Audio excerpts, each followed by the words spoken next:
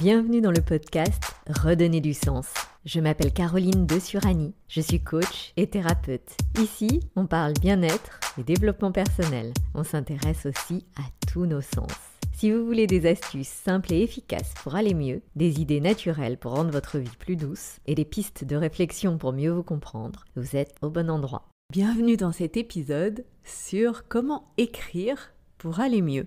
C'est l'écriture, l'outil qui m'a été le plus utile sur la longueur. Je m'en sers encore quotidiennement aujourd'hui. Vous allez comprendre dans cet épisode comment utiliser l'écriture thérapeutique pour relâcher votre mental.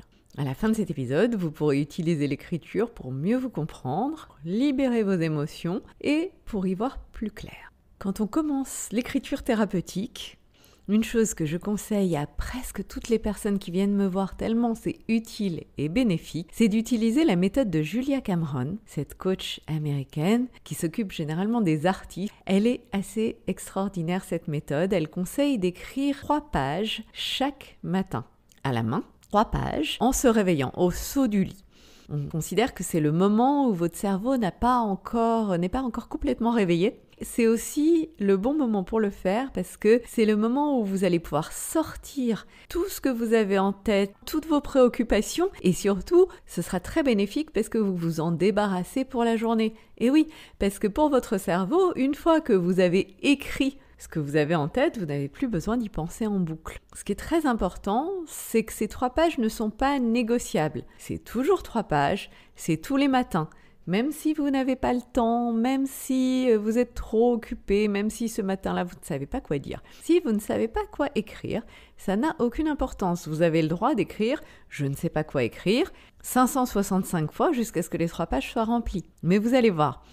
En fait, le plus dur, c'est de s'y mettre. On a l'impression qu'on n'arrivera pas à remplir les 3 pages. Quand on s'y met, la plupart des personnes à qui je l'ai conseillé me disent que c'est presque difficile de s'arrêter au bout de 3 pages. Une autre règle absolue des 3 pages du matin, c'est de s'engager à ne jamais les relire. Ça enlève toute la pression de est-ce que c'est bien écrit, est-ce qu'il y a des fautes d'orthographe, mais à quoi ça sert? On s'en fout, ça ne sert qu'à vider votre esprit et mettre sur papier vos préoccupations du moment. C'est tout, mais c'est déjà pas mal. Lâcher ce qu'on rumine en boucle sans s'en rendre compte permet déjà de prendre conscience de tous les problèmes qu'on s'imagine, de toutes les histoires qu'on se raconte. Dans un premier temps, ça va être un extraordinaire défouloir. Vous allez pouvoir y mettre toutes les insultes, les colères que vous avez contre les uns et les autres. Petit à petit, l'exercice devient plus constructif. On commence à comprendre ce qui nous pose souci, à réfléchir et à trouver peut-être des actions, des portes de sortie. Je me rappelle de Michel qui avait compris, grâce aux pages du matin, que ce qui lui prenait son énergie, c'était de ruminer sans cesse ces mêmes idées noires. Les voir sur papier, pour lui, ça a été un électrochoc. Du jour au lendemain, il a vraiment fait attention à tout ce qui se racontait. Et il a vraiment fait l'effort de ne plus se mettre en boucle, qu'il était nul, qu'il était incompétent. Toutes les insultes qu'il se racontait, il s'est rendu compte qu'il était vraiment horriblement méchant avec lui-même. Ça a été vraiment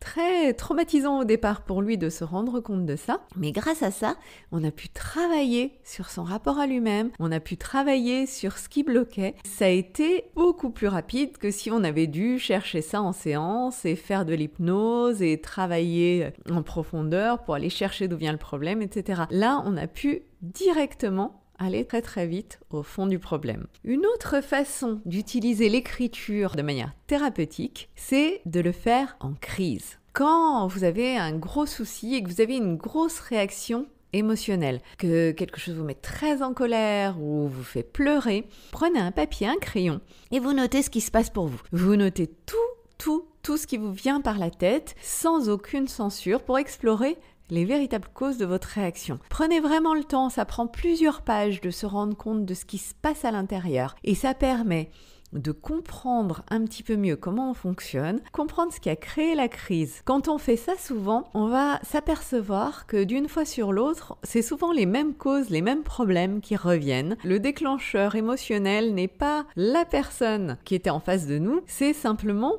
nous qui avons un bouton qui se déclenche dans un certain type de remarque, un certain type de cas. comprendre que ce n'est pas la personne qui nous fait du mal, ce n'est pas de la faute de l'autre, c'est un progrès extraordinaire. Grâce à ça, je me souviens de Camille qui avait compris pourquoi la remarque de son amie l'avait beaucoup blessée. En temps normal, elle se serait fâchée avec elle, lui aurait plus jamais parlé. Comme elle a pris le temps de se poser et de se demander ce qui s'est vraiment passé pour elle, elle a réalisé que c'était juste une vieille blessure qui avait été réveillée par la remarque de son amie. Une blessure d'abandon qui datait de l'enfance, qui avait rien à voir avec cette personne et qui n'avait pas été réparée. Là aussi, grâce à cette découverte par l'écriture, on a pu aller chercher l'émotion et la libérer en séance.